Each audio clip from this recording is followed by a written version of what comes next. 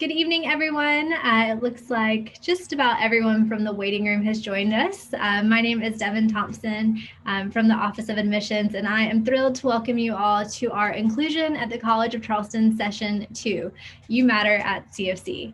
We have a fantastic evening lined up for you with some great panelists from different offices and centers on campus who really speak to the importance of inclusion and diversity at the College of Charleston. Before we get started tonight, I just want to go over a few housekeeping reminders. Please remember, you all are welcome to keep your cameras on. We know it's nice to see other admitted students and make those connections, but do keep your microphones off just so that we can cut down on any background noise throughout the session. Tonight, we are going to hear from a few panelists, and during the presentations and chats, you all are welcome to submit questions to the chat. We'll get to those probably at the end, and we'll cover those if we have enough time following the end of the presentations. So with that, I'd like to now introduce you all to Dr. Renard Harris, who's going to kick off the event and get us started. Dr. Harris.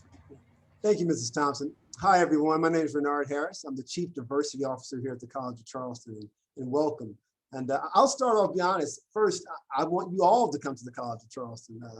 I admit, a little bit selfish endeavor. I think it's a fantastic place to be. But let me give you a few reasons why. So I'm going to share a few words with you, and then I'm going to introduce two fantastic colleagues that I think you'll want to definitely know when you come to the college. So the College of Charleston, so what we do, it's a liberal arts college, and this is an important thing in terms of diversity. So this is something we tout, and many institutions do, but we do it best. We talk about having the knowledge, skills, and attitude to move about the world. Whether you stay locally, regionally, state, nationally, or travel the world, we want to make sure you're prepared to do so. So why is this important to diversity? Well, it's important to diversity in a liberal arts college because at a liberal arts college, you don't only study one thing, you study a lot. Yes, you have a major, but you explore. And easily, my research shows, the more you explore, the more you know, the less biases you will have, the less biases others will have. The less biases you have, the more freedom you'll have to move about the world without any concern of any obstacles. You'll know how to navigate that space. Now, here's the good news. Our president, President Andrew Shue, has been very intentional about any of our students who have been underserved in this city, state, and nation that attend the College of Charleston. We're very intentional about your progress at the College of Charleston. I'm proud to say that because oftentimes you can attend a school and there's no intentionality about serving those who have been underserved. It's a bit vague, it's a bit cloudy. Here at the College of Charleston, we are very intentional about that your success matters here at the college. So now I spoke about the liberal arts college. I have to talk about Charleston. I'm sure you all know, if you're not here, if you're far or beyond, Charleston is an amazing city.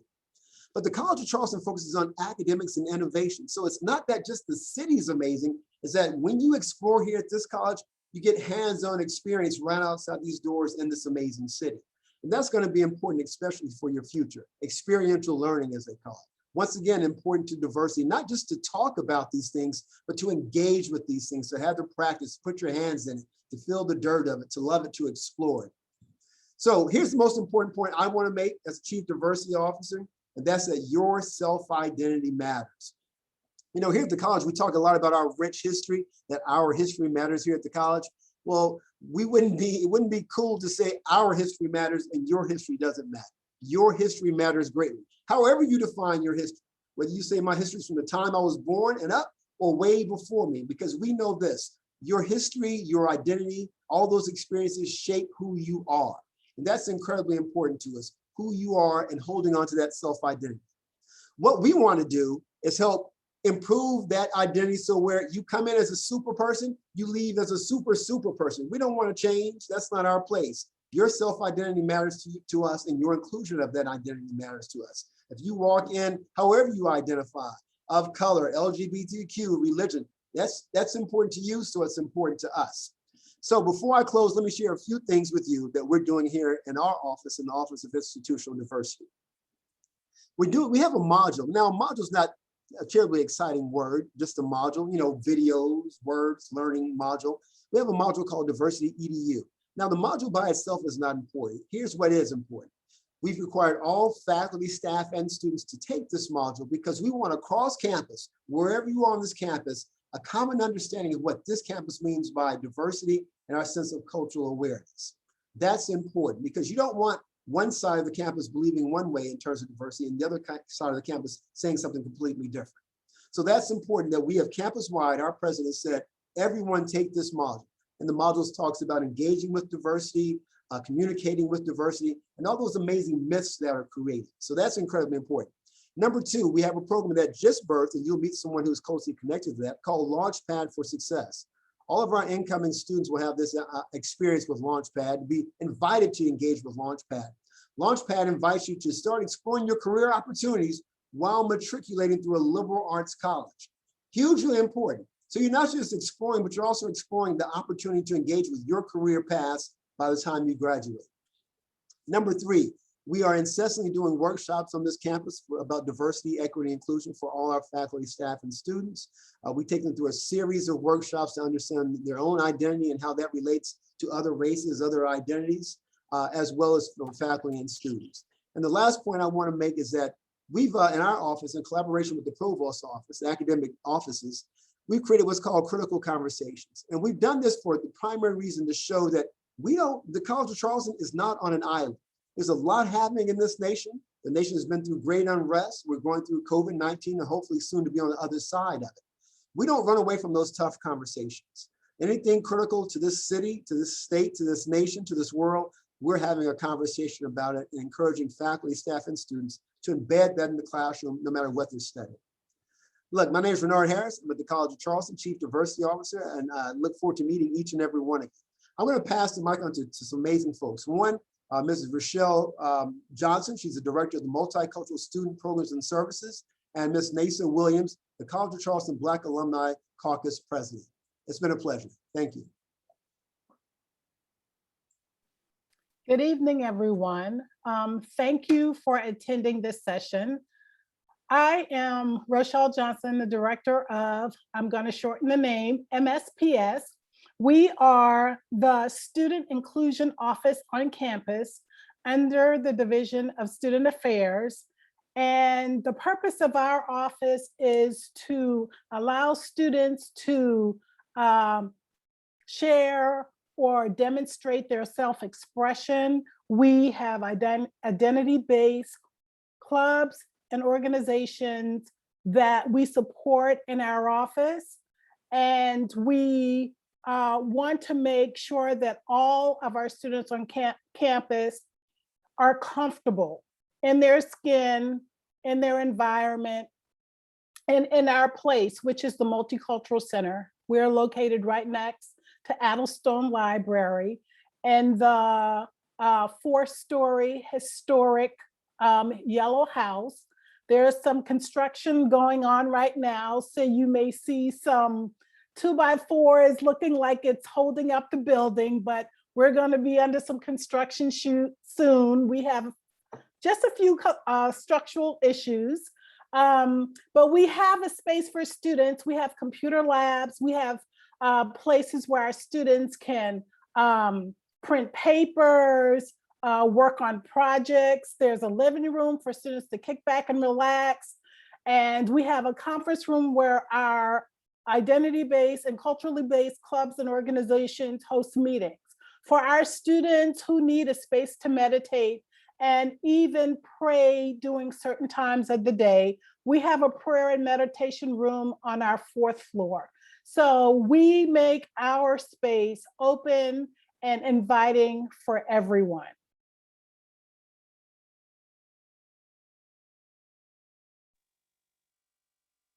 And these are just a couple of pictures of the rooms that I mentioned, our conference room, our living room, and then the student workstation that we have on our 1st and 2nd floor. Next slide, Devin. So our prayer and meditation space, and then something else I didn't mention was we have perks for students. If you run out of bucks at Starbucks, if you run out of money to go to Starbucks, we have a beverage station for students. We supply you with coffee, tea, hot chocolate, And students on their way to class will come and stop and fill their cup and leave. So these are just some of the perks that we provide for students.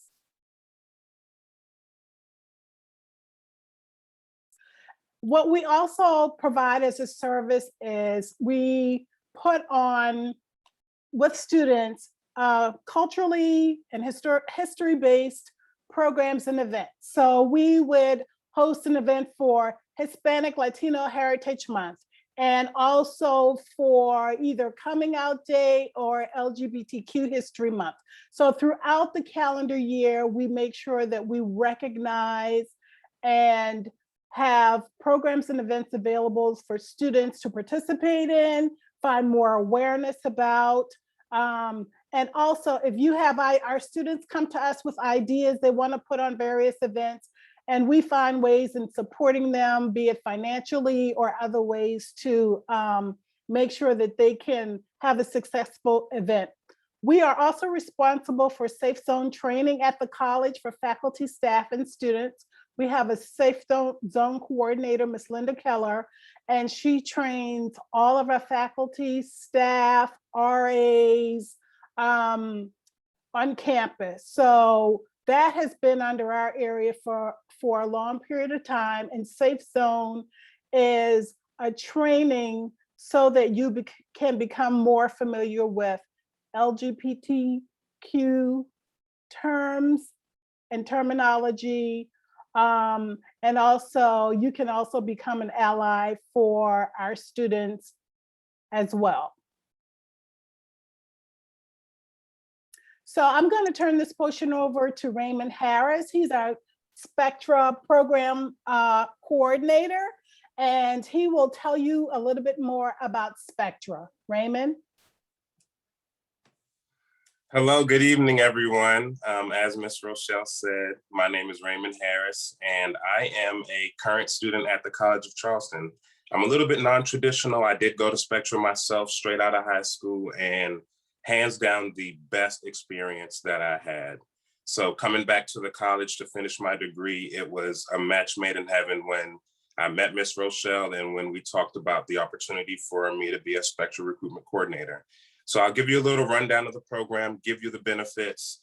Dr. Harris did make a very strong statement that I'm going to echo. We need you here. So I'm going to say you're coming. If you can hear my voice, you're going to be a student next year and you're going to be in the Spectra program, and I'll meet you face-to-face this summer. So the program, the reason why you want to apply, the reason why you want to make sure that you're a part of this program is because this is a great program and a great resource to help you transition from your high school career into your college career. So what this program offers you is it offers you the opportunity to live on campus in a residence hall, the situation permitted given COVID. And all the protocols and everything and the progress that we're making. So if everything continues to go positively, we'll have you on campus, which is vital. You understand what it's like to live in a dorm. You understand the dynamics of the dorm and everything like that, what you need, the supplies you need as a student. I mean, all these things are essential. So living on campus is very, very key. And you get a leg up because you get to do it for 4 weeks. The program runs from July 11th to August 11th, okay? So of course, while you're on campus, we're gonna have you in 2 courses that you are going to get credit for. So these are 2 fully paid courses. Your room and board is also covered by the program, as well as your meals. So we're gonna take care of everything for you. We want you to come, we want you to get the experience. We want you to meet people and also make friends on campus and understand where your resources are. This session that you're in now is a great resource for you to meet different people. Dr. Harris in the OID office and Ms. Rochelle and myself in MSPS. There are a lot of different offices, a lot of different people on campus who are here to enhance your experience. And that's why it's important that you participate in not only these meetings, but also in the Spectra program, because you will be introduced to all of these offices, all of these people, students, departments, Greek life. There are a lot of different resources that you will be connected to. And that knowledge is essential. It can't be replaced. A price tag can't be put on it. So those are the main benefits of the Spectra program. The application deadline for the program is May 28th, okay?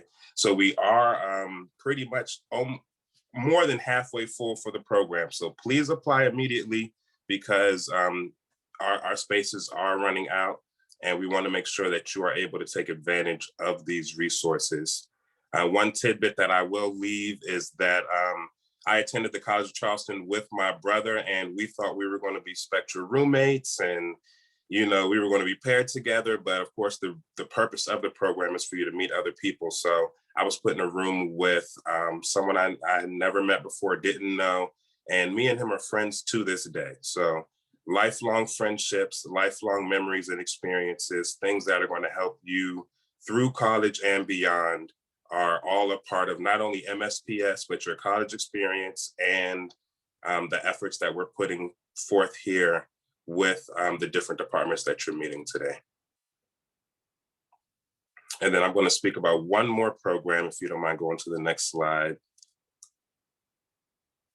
So we also offer a Mentoring Matters program. This is an extension of the Spectra program. So once you complete your courses, once you finish the summer program and once the fall starts, we don't leave you hanging, all right? We're gonna keep up with you, we're gonna support you, and we're actually gonna pair every student with a mentor. These mentors range from current students on campus that are upperclassmen, past Spectra students, past Spectra leaders even, to sometimes we sprinkle in a faculty or staff member as well. But no matter what, the purpose is to pair you with someone that has a lot of experience and knows the ins and outs of the college, knows the ins and outs of college life. It can kind of help you with some of those nuances, like time management and just disciplining yourself and certain things that are sometimes a struggle and an adjustment when you're coming over during your freshman year. So Mentoring Matters is a program that not only for sure gives you a mentor, but through that mentorship relationship, you will have tutoring, you'll have opportunities for any types of research or helping with your major, resume help. I mean, the sky's the limit. Your mentor will literally be your resource for you to ask any questions, get any kinds of help or any assistance that you need while you are transitioning. And there are a lot of also different bonding activities. There's a picture here with a bowling ball, and there, I mean, we're having fun. It's all about not only helping you academically, but helping you emotionally and mentally. We want to give you an all-inclusive approach so that you feel supported in every aspect as you are dealing with the struggles of college. Like I said, I'm a student, so I know what you're going to be going through, and it gets tough, but it's good to know that you have support, and that's what these programs are here for. That's what we're here for.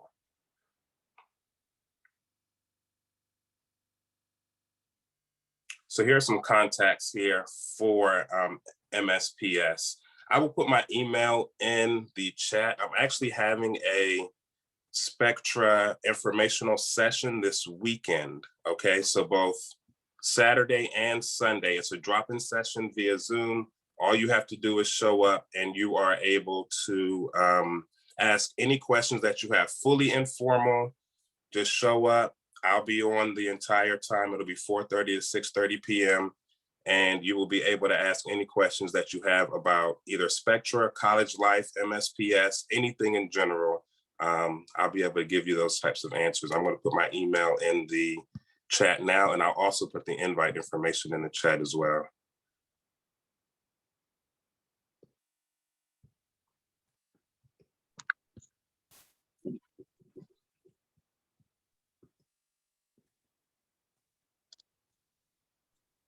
Hello, everyone.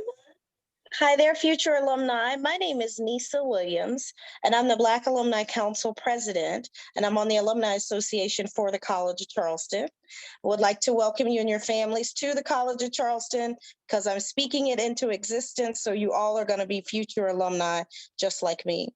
I'm from a small town in South Carolina, Camden, South Carolina. So Everybody's here, we're family, and we're here to make your time at the College of Charleston the best experience that it's going to be. Once you are accepted and enrolled in the college, we will pair you with an alumni mentor. It can be somebody in the career field that you're interested in, an organization from your hometown, or just other mutual interests. But we want you to know, families, that we're going to take care of your children like they are ours. We have all been there at the beginning, and we know the transitions from being a high school student to a college student. So please trust and know that your student is in good hands with us. And we at the Alumni Association will definitely take good care of them. I'll also put my email in the chat if anyone has any questions. So nice to meet you all, and I look forward to seeing you in the fall. Thank you, Ms. Williams. I'm going to introduce our next moderator, Mr. Kenyatta Grimmage. And he knows this story I'm going to tell, so he's heard it several times, but I think it's an important one. I heard him share this a few years ago with a group of folks, group of parents. He said that every time he recruits a student here, if they aren't having an exceptional time, exceptional doesn't always mean happy. There's ups and downs, but having an experience that's worthwhile here at the College of Charleston as they matriculate, if they aren't and getting through and finding the resources they need and the information they need, and some maybe even decide to leave the college, he shared with the group that if that happens, he takes it personally because he took the time to recruit. And he wants every parent to know that if he recruits your child, that he will do his best to look out for that child. And not just him, but all his amazing connections. He's heard me repeat that story several times, but I will share as a parent, that's what I would want to hear from someone from admissions or anyone else on that campus. So your next moderator is Mr. Kenyatta Grimmage, Associate Director of Access Initiatives. Mr. Grimmage. Dr. Harris, thank you for that introduction. As always, you always do a great job. Can you guys hear me? Great. Like Dr. Harris said, my name is Kenyatta Grimmage. I'm the Associate Director for Admissions at the College of Charleston. And I tell people all the time that support is what I do, right? My goal is to make sure that when you come to the College of Charleston, first and foremost, I built relationships around the campus so that it ensures that you're supported when you get there, because our goal is not just to recruit you to the college, but we want to recruit you, we want to support you, and then we want you to graduate, because then you can look back and tell your story and help us recruit the next. Tonight, you guys hear from us professionals all the time, right? You hear from people from the college that say, hey, the College of Charleston is such a great place to be, and we want you to come here. And sometimes it can sound scripted. I'm gonna tell you, it's not scripted. We are authentic people. But we always think it's very important that you hear from our students, right? You need to hear from students who were once in your position just a short while ago to tell you about their experiences at the College of Charleston. So we created a virtual student panel presentation. I did tell my student ambassadors to be on around 6:40. So I was just texting them before I got on and say, hey, I probably need you a little bit earlier because we're moving a little bit swiftly through our presentation. So they're supposed to be getting on here in a second. So we'll give them a few more minutes. But in the meantime, I guess we can open up the floor for some quick questions, right quick, while we wait on the student ambassadors to get on. So if you have any questions, you can put them in the chat.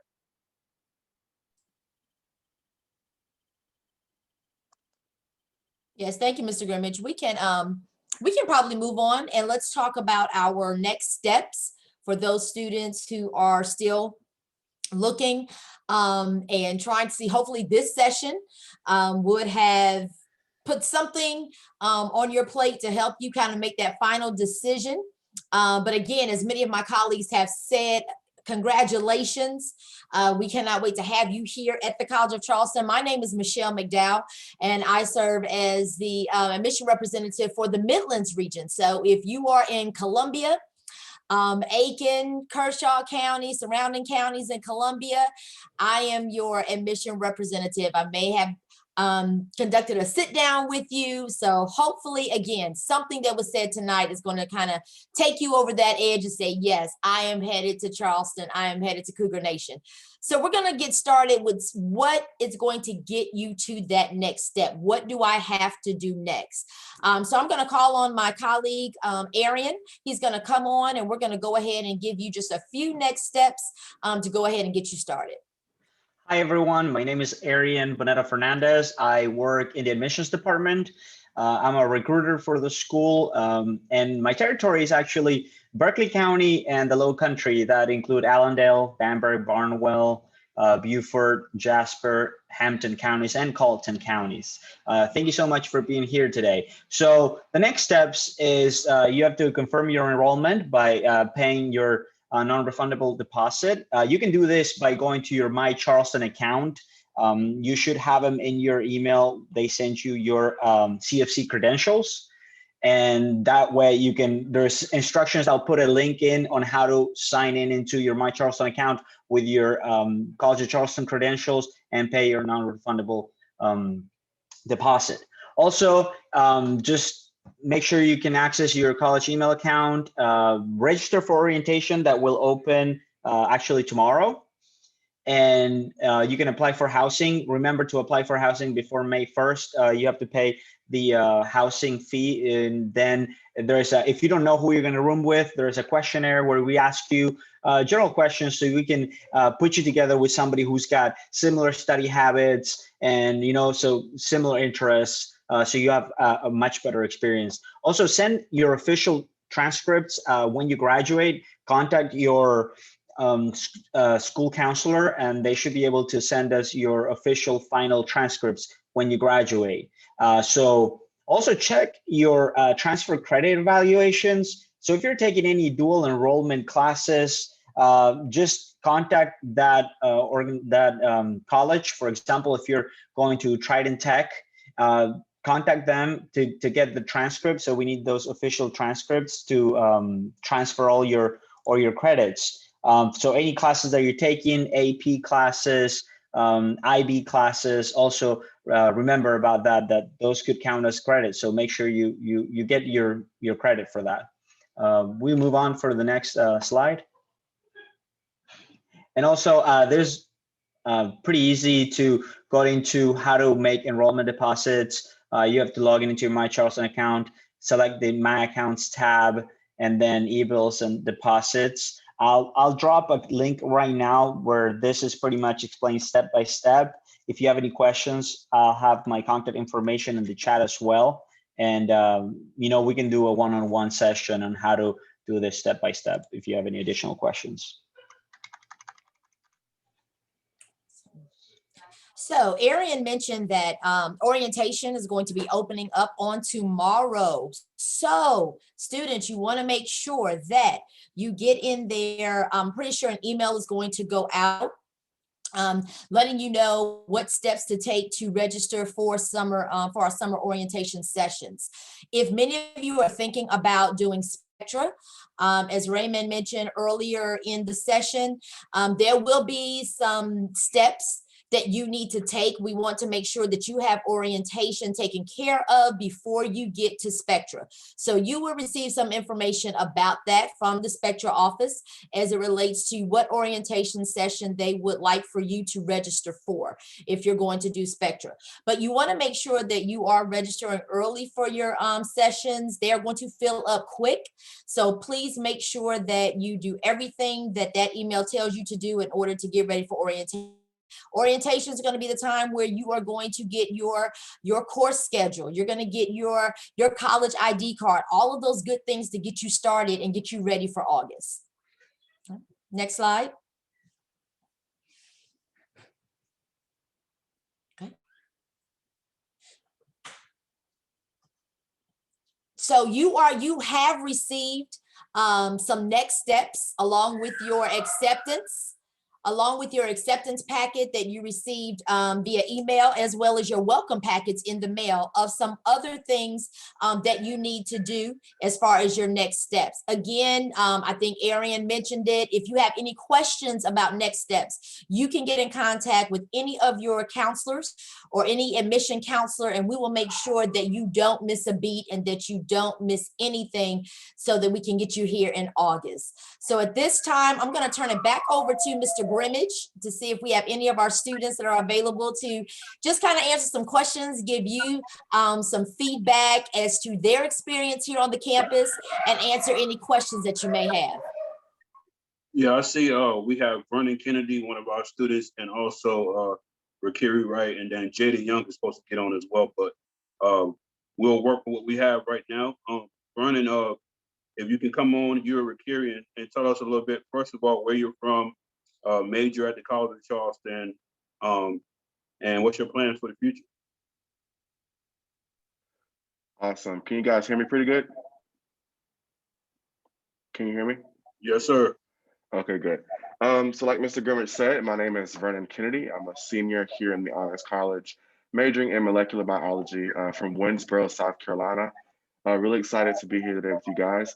Some of the organizations I'm involved with here at the College of Charleston, primarily I work with student ambassadors. Student ambassadors is an organization through the Office of Admissions. We focus on the retention and recruitment of first generation and minority students. I currently serve as president of that organization. Like I said, I'm a senior, so I'll be graduating this May, looking forward to that. And I actually just solidified some plans on yesterday, so I'll be working in a research lab after graduation. I just got a position at the NIH, so I'm really excited about that and grateful for that. So it's a little bit about me. Rakiri. Hello, everyone. My name is Rakiri Wright. I'm from St. Stephen, South Carolina, a small town, maybe an hour, 15 minutes away from Charleston. I am a junior at the college, majoring in communications with a marketing minor. Just like Vernon said, I basically am all student ambassadors. Also did Charleston 40, which is a tour guide association here on campus. And then I'm a part of the gospel choir. After school, I plan to work at a communications firm doing public relations. I don't think Jada's on yet, so I'm gonna go ahead and pose this question to you guys. Most of these students on the call right now have multiple options for college. You guys chose the College of Charleston. Tell us a little bit about what helped you make your decision to attend the College of Charleston. I guess I can start. I always like telling people my story because at first, College of Charleston honestly wasn't my first. It wasn't my first decision, but after doing my research, and then everybody from my high school was going to the school I wanted to go to, and I was like, why am I going to go to the same school to see the same people? I really wanted to challenge myself, so that's why I came to the College of Charleston. So I came to CofC. I knew early on that I wanted to go to the college. Actually, I made that decision around sophomore year of high school. So I think I'm a little different from most people in that regard. But some of the things I love about CofC and the reason I chose the college is that the school's curriculum, I think, is really unique. So we're a liberal arts school, which means that even though you may have one particular major, you're still able to dip and dab in many other different disciplines. And I think that's a really important attribute to have as someone who's going to eventually go out into the world and try to make all the changes that they want to see. So I really want that well-rounded education. And I feel like CofC has definitely given me that.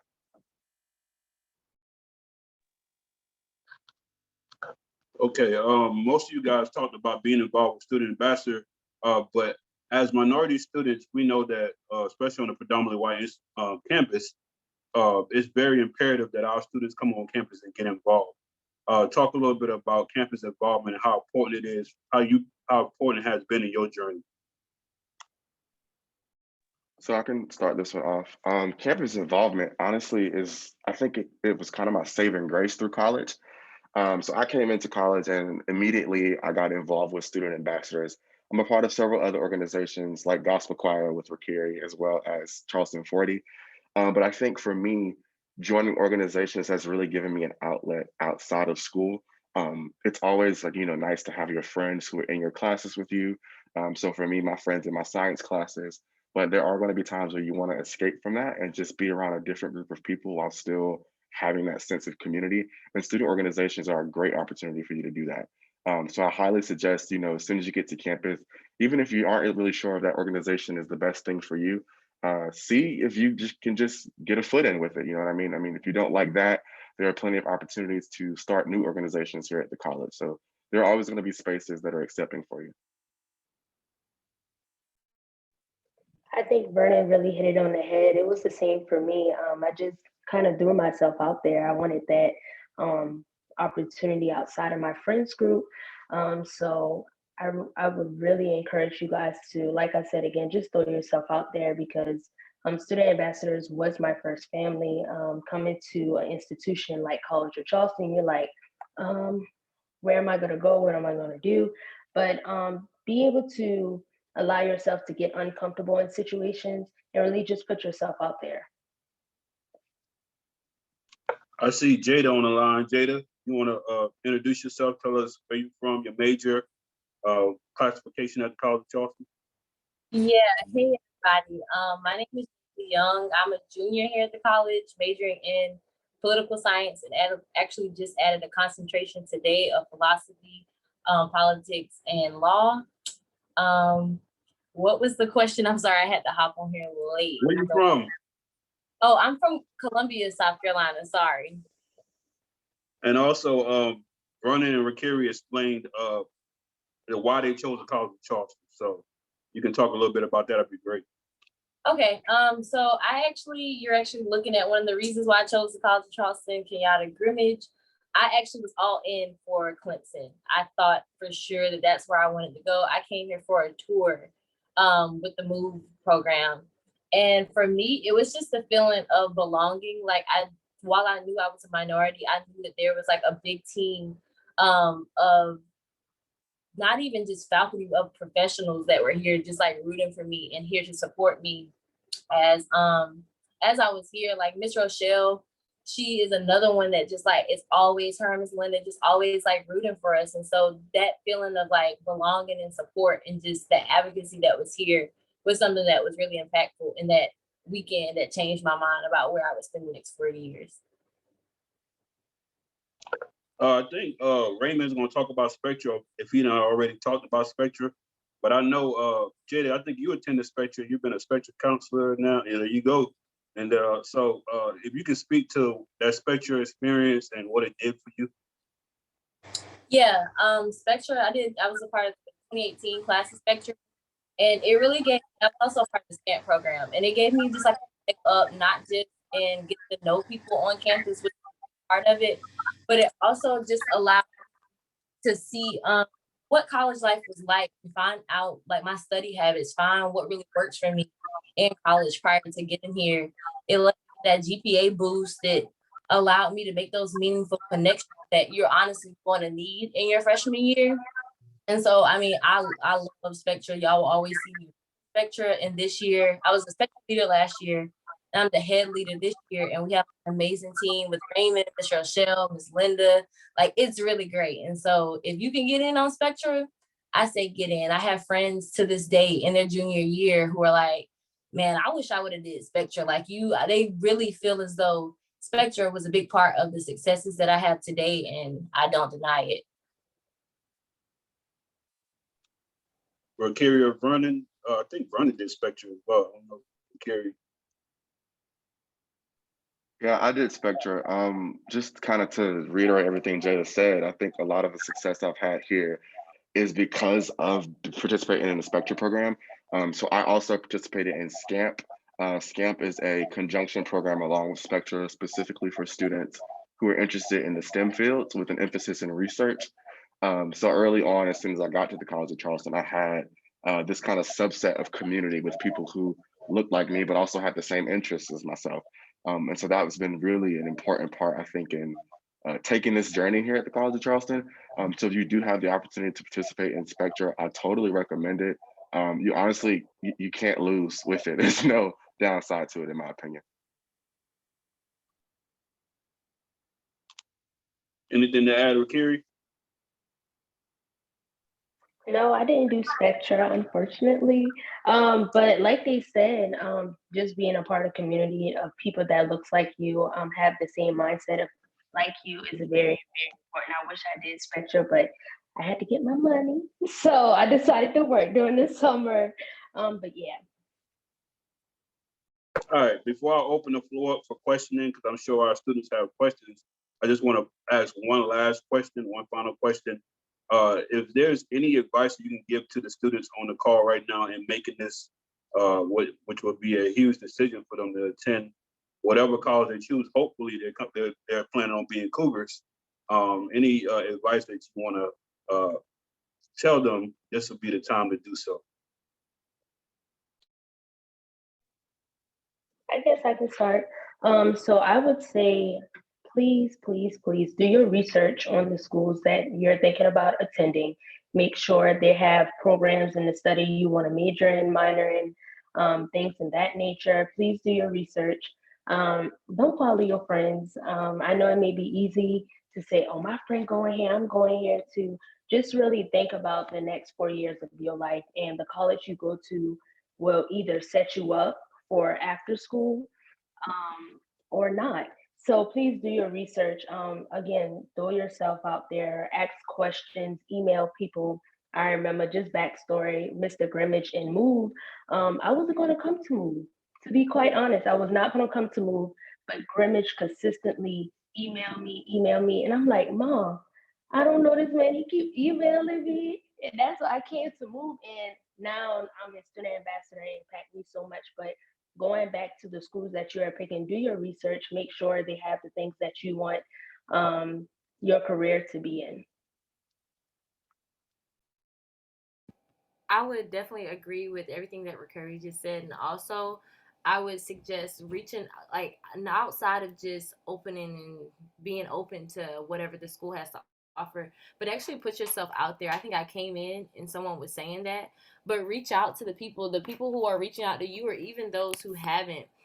It's okay to set those accountability standards where you're asking people, hey, why do you want me to come here? Why should I come here?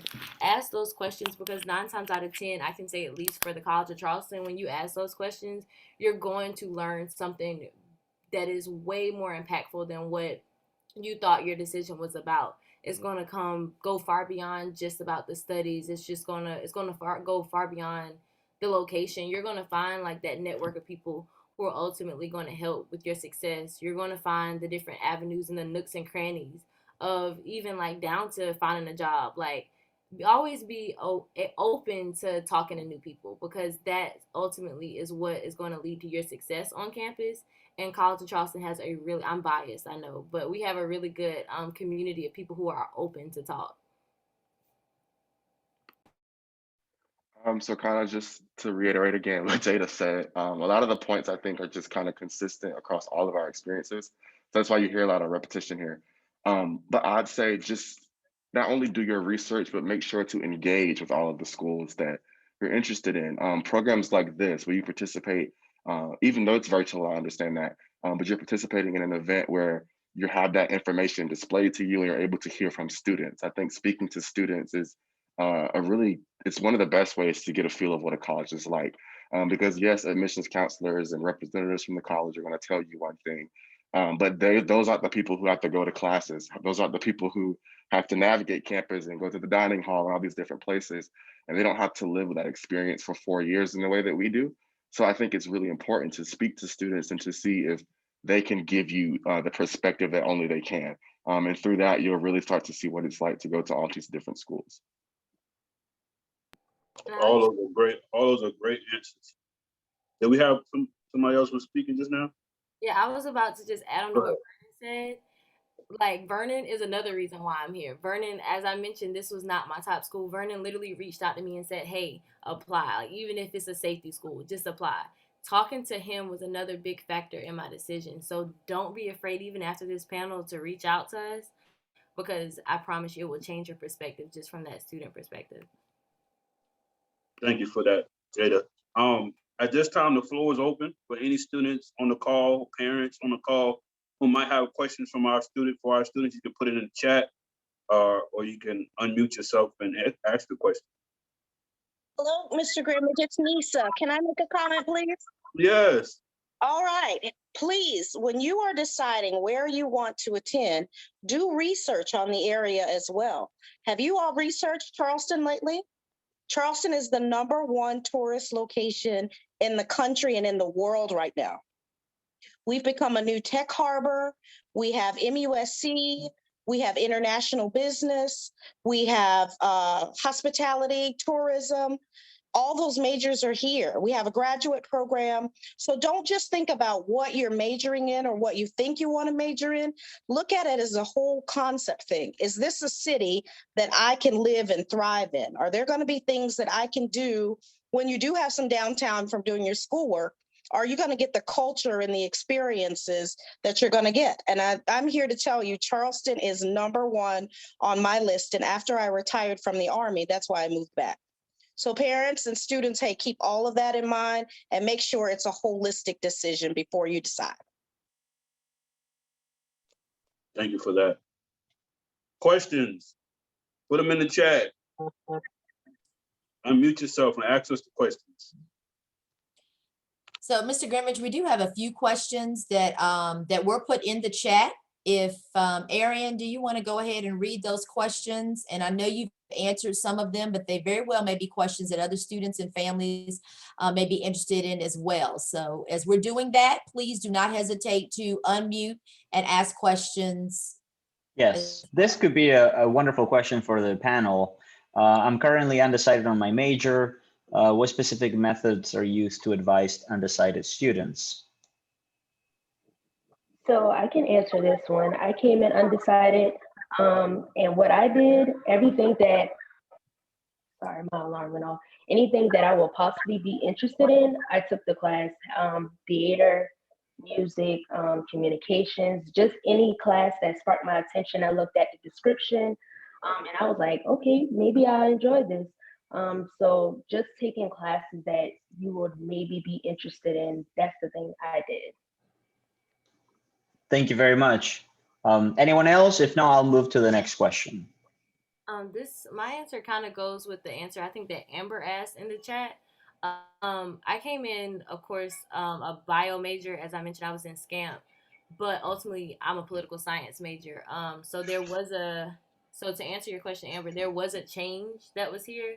And ultimately I went to my advisor that you meet with every semester of your freshman year. And I just let her know that my interests had changed. She helped me talk through the mental process of like letting go of what I thought I wanted to do.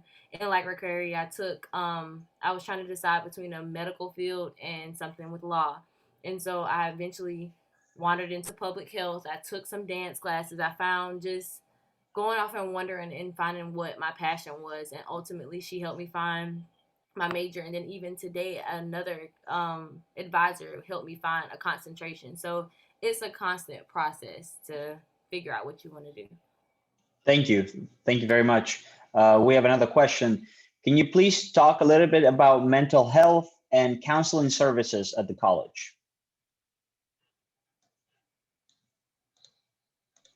I can jump on this one. So there are lots of resources available for people who want to get involved with anything related to mental health. First, I'll talk about at like the student level. So there's several organizations that try to promote mental health and the importance of mental health on our campus community. Specifically, I know in the Black community, mental health has always had a stigma associated with it. So there is an organization on campus called Mental Health and Melanin. I think Jada is a part of it. Yeah, so she'll probably talk about that a little more when she speaks. But that's one organization if you're interested in advocating for mental health. That's a great way to get involved that way. If you're seeking those resources for yourself, we do have on campus, it used to be called the Cougar Counseling Team, but I think it's Student for Support now. And so that's basically like a student-ran counseling center, but they also do have professionals available for you free of charge to speak with you and to hold appointments with you as you would with a therapist on your own dime and outside of the campus community. So there are resources available. If you aren't looking for something that's super professional like that, again, you're going to always have these family and tight-knit groups through your organizations. You're going to have people and friends that you can come and talk to, people who work in these different offices that you can talk to, like Dr. Harris and Mr. Grimmage and people like that. So keep that in mind too. Another question. At what point can a student declare their minor if they decided after they were after they applied or after they were accepted? So I can take this again. So you can technically declare a minor whenever you want. Majors have to be declared by the end of your sophomore year, I believe. But even with that, you can declare it whenever you want. The only thing with minors, you have to be cognizant of what the course requirements are for those, because the time at which you declare it can impact how much more school you have to do. So if you decide junior or senior year that you want to declare a minor in Spanish while you've been majoring in biology, a lot of those courses aren't going to cross over, right? So you're going to have to end up taking more courses, spending more time, and probably spending a little bit more money. But there isn't really a timeline. I say the earlier that you think that you want to minor in something, talk to an advisor in that department, talk to someone who is minoring in that, and then make a decision from there. Thank you. Another one. Can you talk about affording out-of-state tuition? Are there any services offered for that? So I think all of our students on our student panel are in-state students, so probably won't know too much about having to do out-of-state tuition. But we do have some out-of-state resources that are through our financial aid office. So we'll definitely put a link in the chat for you to reach out to our financial aid office to see what scholarships that are available for our out-of-state students or any grants that are available for our out-of-state students. We are currently just now, you should have received your financial aid award packet in your portal.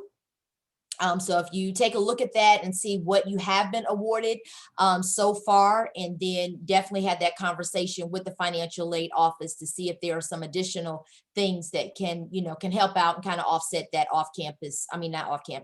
out-of-state tuition. And one question for local students, is there anything I need to do to communicate to housing that I don't want to live on campus, for example? So no, you don't have to let them know that you're going to live off campus. If you're not going to apply for housing, that it is definitely that they will know that you're not a resident campus. I mean, you're not a resident student, that you won't be residing on campus. I'm trying to find the next question.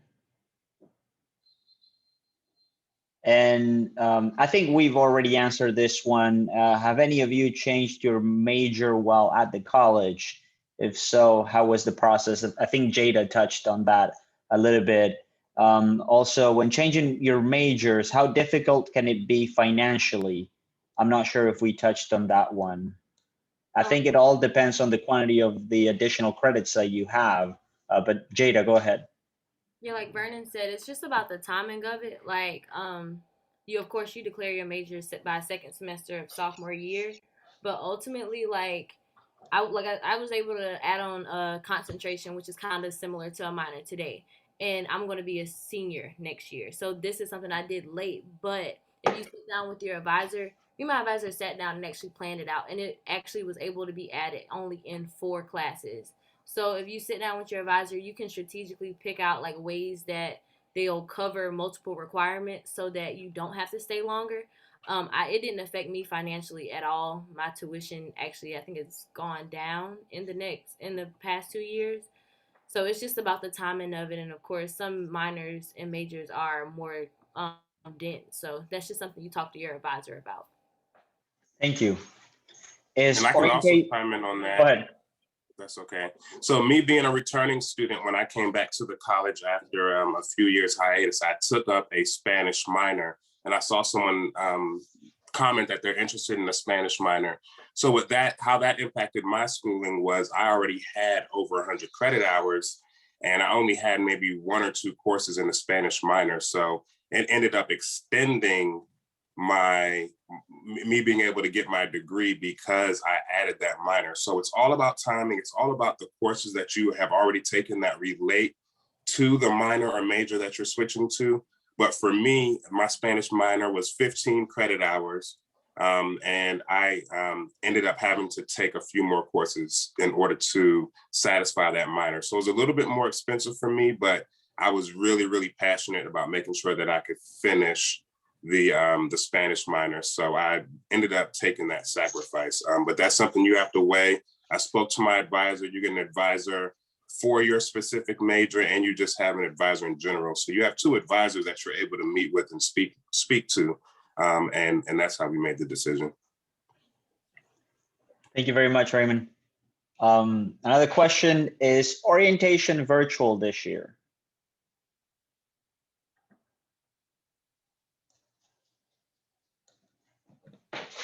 Yes, or as far as I know, orientation will be virtual this year. You can check with the Office of New Student Programs. Typically, you can go on their website, but you should check your email because they will be sending out emails for you to sign up for orientation. Thank you. There's a, let's see, we mentioned some financial aid. I'll put some links in the chat in a minute about other resources related to financial aid. Let's see. There's a student who arrived late. What is the diversity and inclusion like on campus? Is Dr. Harris still on? I'm still here, yeah. Yes. You hear me? You hear me? Yes, sir.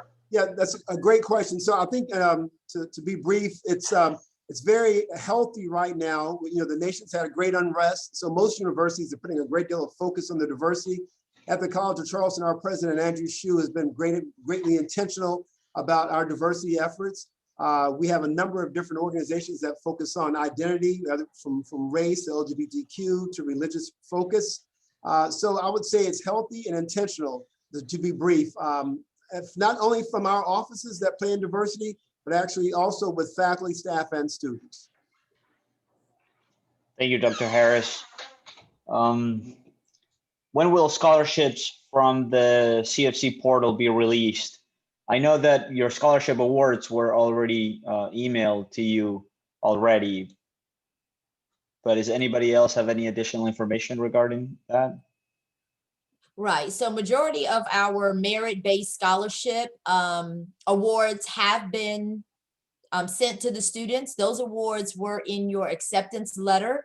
If you did not receive a merit-based scholarship in your award letter, you can definitely visit the financial aid website in order to appeal or to see if you can be reviewed again for a merit scholarship. Departmental scholarships, they are starting to release their decisions now. Some have been sent out to students if you applied for a departmental scholarship. So that is ongoing through the month of March as well. But if you did not receive a merit-based scholarship, then you can, reach out to look on our financial aid financial aid link webpage, as well as the admissions webpage. And I believe there should be an appeal process that's there in order for us to kind of take a look at you again, or maybe we didn't get certain information needed in order to consider you for one of our merit-based scholarships.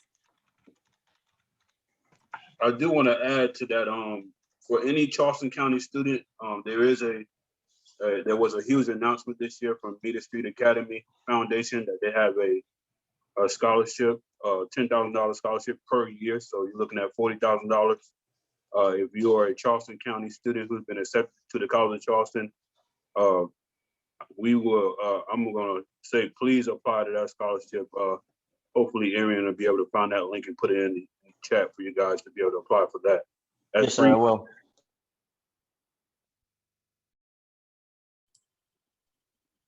Is that all the questions, Arian? Yes, I think so, yes. Okay, I'm gonna pass it back over to Michelle McDowell. All right, well, thank you so much. I think that if anyone has any additional questions that you'd like to unmute yourself and ask any of our students or any of our presenters this evening, please do so. If not, We thank you so much for taking the time out to just spend a little bit of your evening with us to learn about inclusion and diversity on the campus, have the opportunity to talk with our amazing students, our amazing staff and administrators here on the campus. This is what we enjoy doing. We want you to know what you need to know in order to make this decision. This is a very crucial time. It is a very important decision that you have to make. So we want to make sure that you have all of the pieces to the puzzle in order to make a sound decision. And we hope that that decision is going to be to join us in August at the College of Charleston. At this time, Devin, if you have any additional announcements or anything that you would like for them to know before we get off. Thanks, Michelle. Again, thank you all for joining us this evening. As always, I just direct you back to our For Admitted Students portion of the admissions website. That's where you're going to find links to other events like the great one that you tuned in for this evening. I will put in a plug. This week, we are offering virtual school showcases for the School of Languages, Cultures, and World Affairs. That's going to be tomorrow night at 6 o'clock. And then on Thursday night, we're hosting the School of Business. So if you are interested in pursuing academic programs or just learning more about either of those schools, definitely check out the website to register for those. Both of those events will be at 6 p.m. on Zoom. But that's going to do it for me. We thank you again for joining us, and we hope to see you soon virtually. And take care, guys. Have a good night. Good night, everyone. All right. Good night. Everyone, thank you for being here.